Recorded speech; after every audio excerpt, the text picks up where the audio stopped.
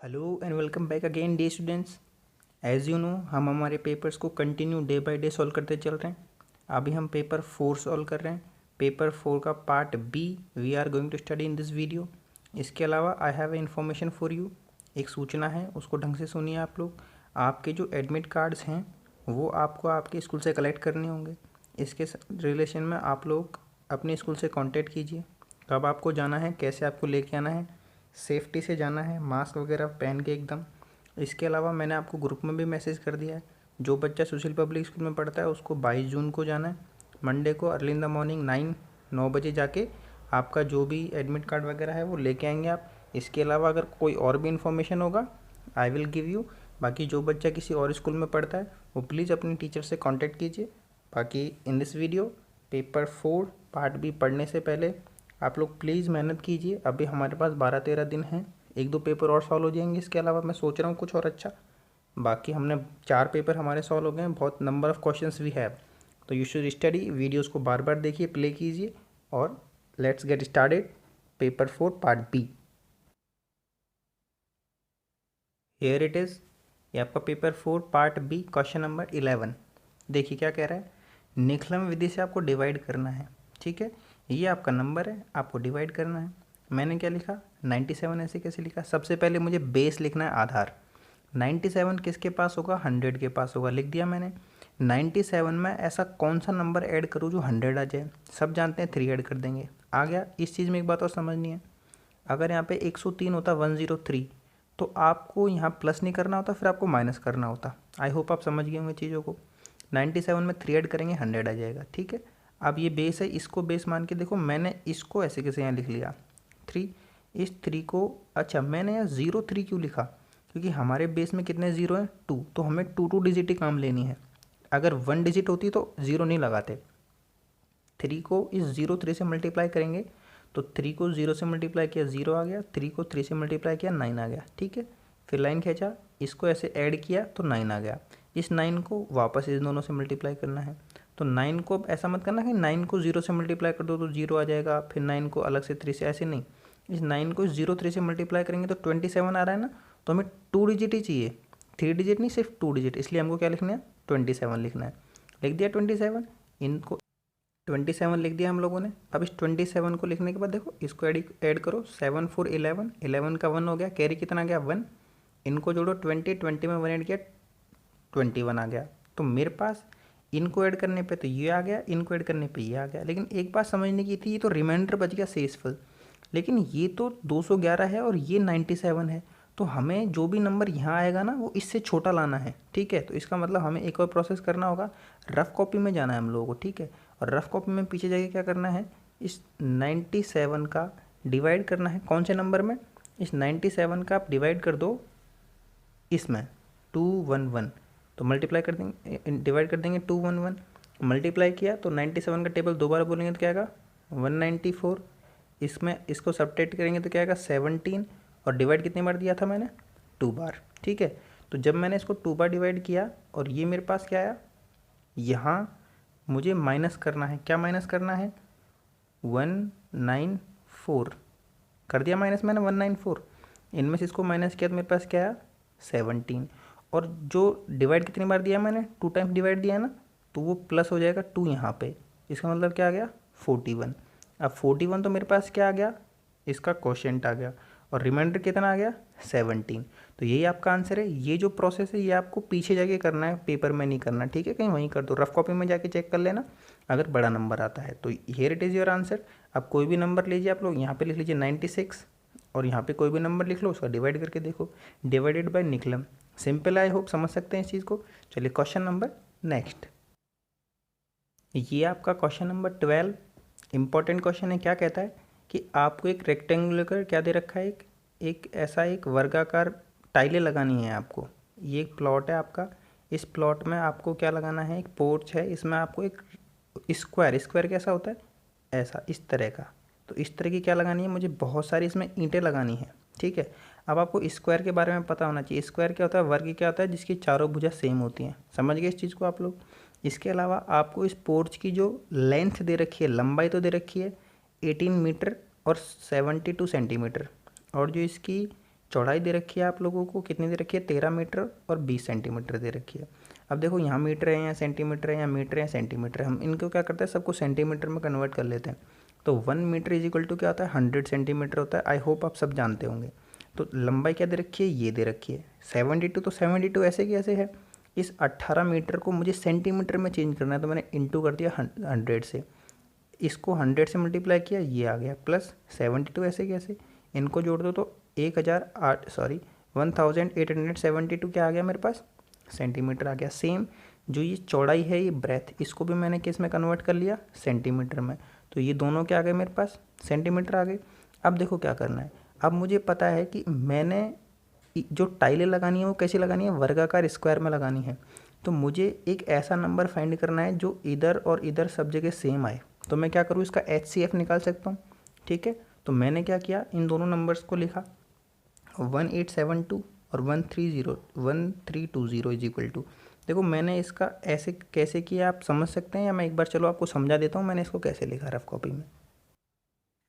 ये देखो मैंने लिखा 1872, इसको 2 से डिवाइड किया, फिर 2 से डिवाइड किया, फिर 2 से डिवाइड किया, फिर 2 से डिवाइड किया, फिर अब 3 से डिवाइड किया, फिर 3 से डिवाइड किया, फिर लास्ट में 13 आ गया, 13 को 30 से डिवाइड किया। तो 2 तो कितनी बार आ गया मेरे पास, 2 आ गया 4 टाइम, इंटू 3 कितनी बार है, 3 आ गया 2 टाइम, इंटू 13 कितनी बार है, 1 टाइम। उसी चीज़ को मैंने वहाँ लिख रखा है। इसको भी मैंने इसको ऐसे करेक्ट किया, देखो 2 कितनी बार आ गया, 3 टाइम, तो 2 आ गया 3 टाइम, और 3 कितनी बार है, एक बार, 3 ऐसे कैसे लिख दो। 5 कितनी बार है, एक बार ही, ऐसे कैसे, और 11 भी एक बार ही। तो इन्हीं चीज़ों को मैंने वहाँ पे आगे ऐसे कैसे लिखा है। ठीक है, इसको लिखने के बाद आप चाहो तो उसको HCF लिख लो, चाहो आप उसको टाइल की जो लेंथ ब्रेथ लिख लो। ठीक है, तो हमने इसको HCF निकाले। देखो HCF निकालना मैंने आपको लास्ट वीडियो में बताया था, एक बार फिर बता रहे हैं। आपको कॉमन नंबर ढूंढना है, 2 यहाँ पे भी है, 2 यहाँ पे भी है, मतलब 2 आ गया। ठीक है, इंटू 3 यहाँ पे भी है, 3 यहाँ पे भी है, मतलब 3 भी आएगा। अब 5 ऊपर नहीं है, मतलब अब सिर्फ ये 2 ही नंबर कॉमन थे। अब आपको मैंने बताया था कि छोटी पावर लिखनी है, यहाँ 2 की पावर 4 है, 2 की पावर 3 है, मतलब 2 की पावर तो कितनी आ गई, 3। 3 की पावर यहाँ 2 है, यहाँ 1 है, मतलब कौन सी वाली पावर, 1 वाली। ऐसे कैसे लिख देंगे, 2 का क्यूब क्या होता है, 8 इंटू 3, तो मेरे पास क्या आंसर आ गया, 24। मतलब जो आपका ईंट रहेगा उसकी स्क्वायर क्या आएगा, 24, उसकी जो भी हाइट ब्रेथ जिसको मान सकते हैं हम लोग, तो आ गया 24। अब मेरे से क्वेश्चन में पूछ रखा है आपको ईंटों की संख्या बतानी है। तो ईंटों की संख्या कैसे निकालेंगे, एक फॉर्मूला है। जो आपको ईंटों की संख्या निकालनी है, देखो किसी भी चीज़ की संख्या कैसे निकालते हैं, हम उस बरामदे का पूरा क्षेत्रफल है, उसमें एक टाइल या एक ईंट के क्षेत्रफल अगर डिवाइड कर दें तो हमारे पास नंबर ऑफ टाइल्स आ जाएगी। तो area of porch upon area of 1 tile. ठीक है, अब देखो जो बरामदा है वो कैसा है, रेक्टेंगल, तो रेक्टेंगल का एरिया क्या होता है, लेंथ इंटू ब्रेथ। ठीक है, अपॉन, और जो टाइलें हैं वो कैसी हैं, स्क्वायर में, स्क्वायर समझते हैं वर्गाकार, तो उसका क्षेत्रफल क्या होता है, भुजा स्क्वायर। सिंपल, आपको लेंथ इंटू ब्रेथ, तो लेंथ मैंने निकाल रखी है, ब्रेथ मैंने निकाल रखी है। अभी जो मैंने भुजा निकाली, मतलब उस स्क्वायर जो ईंट है उसका मेरे को लंबाई और चौड़ाई पता चल गई, क्या थी, 24, क्योंकि 2 बार है, फॉर्मूला लगा दिया। अब देखो इसका इसमें डिवाइड करेंगे 78 टाइम जाएगा, इसका इसमें डिवाइड करेंगे 55 टाइम जाएगा, इनको मल्टीप्लाई करेंगे, ये आ जाएगा 4290 ईंटों की संख्या आ गई। अब देखो यहाँ कन्फ्यूजन क्या है कि बच्चे को यहाँ डिवाइड करने में, आप चाहो तो फटाफट डिवाइड कर सकते हो, बाकी मैं आपको एक और प्रोसेस बता रहा हूँ। देखो क्या था, मेरे पास लिखा था मैंने 1872 इज इक्वल टू और 1320, जिसको तो मैं क्या लिख सकता हूँ, 2 की पावर 4 इंटू 3 की पावर 2 इंटू 13। ठीक है, और इसको मैं क्या लिख सकता हूँ, 2 की पावर, इसको जब अगर डिवाइड करते हैं तो 2 की पावर 4 नहीं, 2 की पावर 3 इंटू 5 इंटू 11। ठीक है, अब देखो समझने की बात क्या है, अगर मैंने इसको ऐसे लिख दिया तो अब आप क्या कीजिए, आपने HCF निकाल रखा है ना, इसमें से HCF क्या क्या निकाल रखा है, देखो आपने इस यहाँ से 2 की पावर 3 निकाल रखा है, 2 की पावर 3 और 3 निकाल रखा है ऊपर से। तो यहाँ क्या बच गया, यहाँ एक तो 2 बच गया, ठीक है, और एक क्या बच गया, 3 बच गया, और ये क्या है, 13। इन तीनों को मल्टीप्लाई कर लो आप लोग। ठीक है, इसको करेंगे 6 आएगा, 6 को इससे करेंगे तो 78 आ गया 78। अब आपको क्या करना है, सेम यहाँ भी ऐसे ही करना है।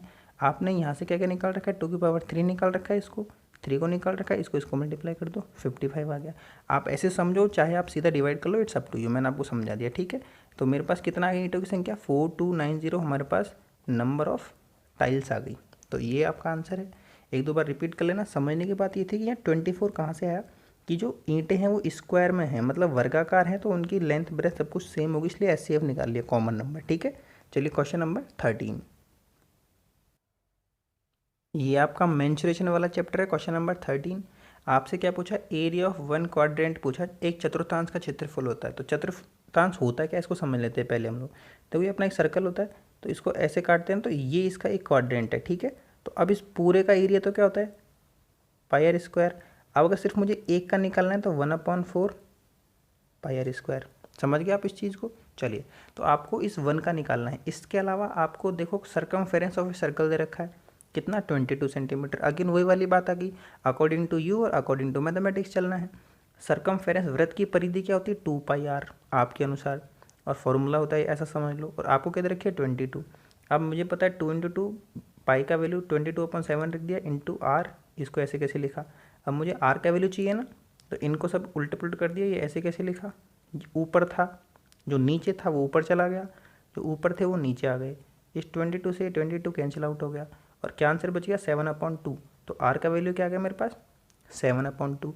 अब मेरे से क्या पूछा, एक क्वाड्रेंट, तो मैंने फॉर्मूला लिख रखा है 1/4 पाई आर स्क्वायर। तो 1/4 इंटू पाई का वैल्यू क्या है, 22/7। आर कितना आ गया आपके पास, 7/2 और 7/2। अब आपको काटना तो आना चाहिए ही चाहिए। 7 से 7 कैंसिल आउट हो गया, इस 2 से कितनी बार कट गया, 11। तो 11 इंटू 7/4 इंटू 2 बच रहा है ये। अब मल्टीप्लाई कर लो, 77/8। ठीक है, मल्टीप्लाई कर लो, इसको इससे मल्टीप्लाई करो, 77 आ गया, और नीचे 8 बच रहा है। ये आपका आंसर है। कितना इजी क्वेश्चन है। समझने की बात ये थी, ये आपको दे रखा है, आपने आर निकाल लिया। आपके पास एक क्वाड्रेंट का चतुर्थांश का क्षेत्रफल ये होता है, आप इसको लिख सकते हैं। I hope very easy. Question number next, number 14 क्या कहता है, क्वेश्चन नंबर 14,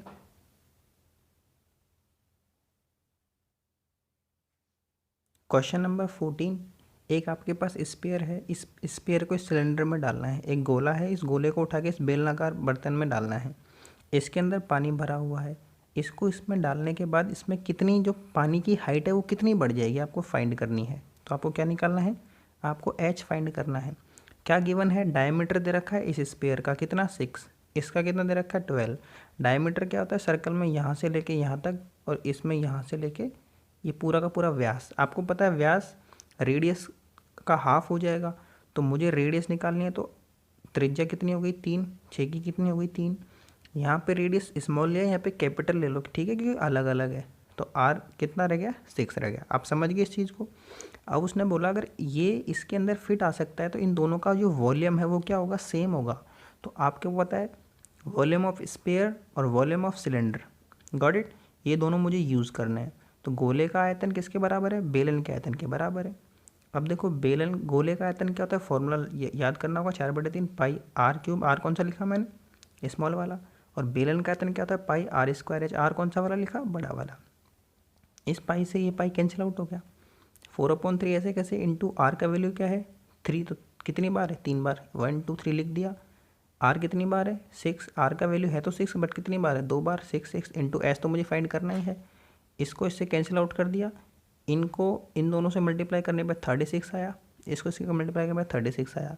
तो मैं लिख सकता हूँ एच का वैल्यू कितना आ गया, देखो ये 36 ऐसे कैसे, और ये इसके इनटू में है तो किस में चला गया, डिवाइड में, दोनों को काट दिया। एच का वैल्यू क्या आ गया मेरे पास, 1। मतलब कितनी हाइट बढ़ जाएगी भाई, यहाँ था पानी तो 1 मीटर और बढ़ जाएगा, मतलब इतना, एक जो भी सेंटीमीटर मीटर रहेगा इतना बढ़ जाएगा पानी। आई होप समझ गए इन चीज़ों को। दोनों का वॉल्यूम सेम है, फॉर्मूला लगाया, आर यहाँ से निकाल लिया, डायमीटर दे रखा था मेरे को। Question number next 15, road safety वाला चैप्टर, चैप्टर नंबर 15 बहुत इजी है। मैंने आपको पहले भी बताया था कैसा क्वेश्चन आएगा इसमें से। देखो क्या बोल रखा है, आपके पास एक वर्टिकल पोल है, यहाँ से यहाँ तक ये पोल लगा हुआ है। यहाँ पे एक कैमरा लगाया उन लोगों ने, ठीक है, और ये कैमरा इसको 25 सेंटीमीटर दूर यहाँ तक का ट्रैफिक वगैरह जो भी सिग्नल वगैरह देख सकता है, देख सकता है इतनी दूरी पे। और जो ये कैमरा है ये सर्कल में घूमता है, मतलब वृत्ताकार घूमता है, ऐसे इसकी गर्दन 360 घूमती है।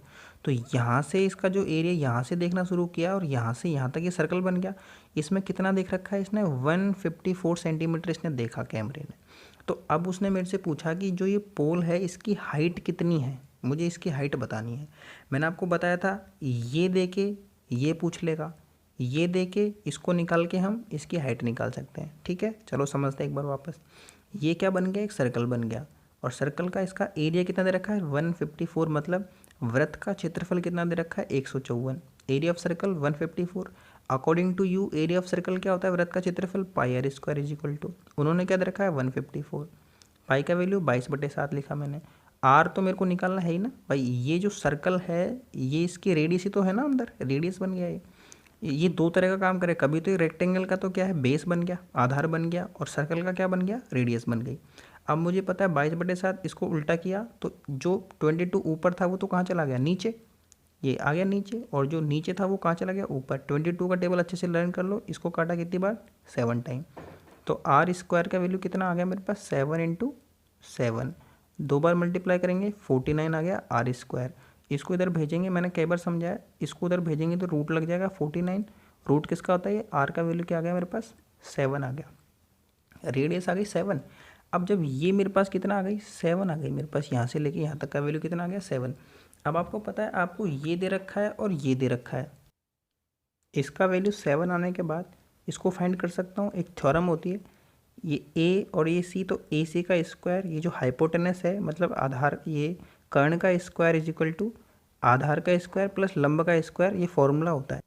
तो इसको लिख दिया मैंने, A C square is equal to A B का स्क्वायर प्लस बी सी का स्क्वायर। अब आपसे क्या पूछा है, ए बी पूछा है, यहाँ इसका नाम क्या दे रखा है ए बी पूछा है मेरे से। तो देखो ए बी ये रहा, इसको मैंने ऐसे कैसे छोड़ दिया, ये ए सी ऐसे था, ये प्लस का बी सी था, इसके पास क्या हो गया, माइनस का हो गया इधर आके। ए सी का वैल्यू दे रखा है, ए सी का वैल्यू कितना दे रखा है 25, माइनस बी सी का वैल्यू कितना दे रखा है 7। 25 का स्क्वायर क्या होता है 625, माइनस 7 का स्क्वायर क्या होता है, अभी अभी इधर लिखा था ना 49, लिख दिया 49 इज इक्वल टू, ये ए बी स्क्वायर ऐसे कैसे है, इसको इसमें से सब्ट्रैक्ट करेंगे कितना आएगा 576 is equal to A B square. इसको मैंने ऐसे लिख लिया A B square is equal to 576। तो अब मैंने अभी भी बताया था आपको ए बी का वैल्यू चाहिए आपको, तो इधर इसका रूट लगा देंगे 576। वैसे आपको लर्न होना चाहिए 576 कितना होता है 24 का। बाकी आप चाहो तो इसको ऐसे करके 576 ऐसे करके डिवाइड करके भी सॉल्व कर सकते हैं, बाकी सिंपल 25 तक याद ही होनी चाहिए। तो ए बी का वैल्यू कितना आ गया मेरे पास 24, तो इसका आंसर क्या आ गया, पोल की हाइट कितनी है मेरे पास 24 है। आई होप आप इसको समझ गए होंगे। अगली बार जो क्वेश्चन आएगा वो क्या पूछ सकता है आपसे, या तो वो ट्रैफिक वाला पूछेगा, अदरवाइज ये पूछेगा कि ये दे रखा है और ये दे रखा है, इसको पूछ लेगा। तो ऐसे कैसे सॉल्व होगा, उसमें थोड़ा सा चेंजमेंट है, लास्ट पेपर्स में मैंने करवाया। तो paper 4 part B we have done.